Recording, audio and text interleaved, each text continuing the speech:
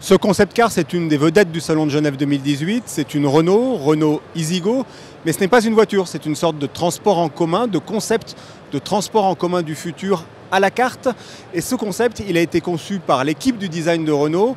Et on va en parler tout de suite avec le patron de cette équipe, Laurens van den Acker.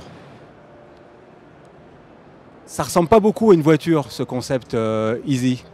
En fait, ce n'était pas non plus le but que ça ressemble à une voiture, parce qu'ici, on ne parle pas d'une mobilité classique, transport classique, on parle de mobilité services.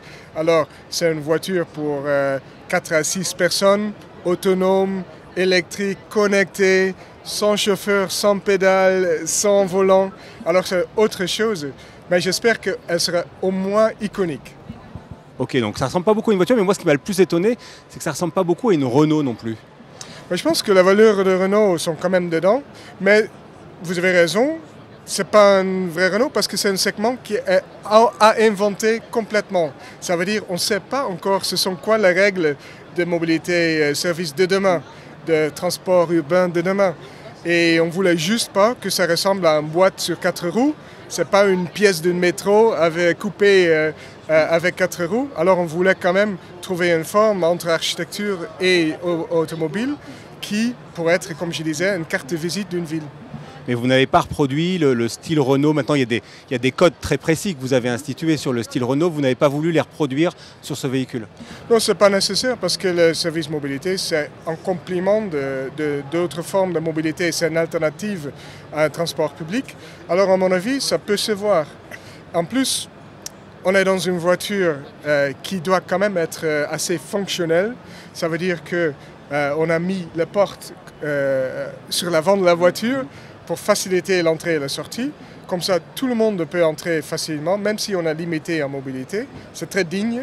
Et puis, quand on se trouve dedans, on est un peu dans une lounge parce qu'on passe que 10-15 minutes dans une voiture comme ça. Alors, on peut se parler, on peut regarder son smartphone. Alors, c'est complètement différent d'une voiture normale et c'est ça qui le rend tellement intéressant.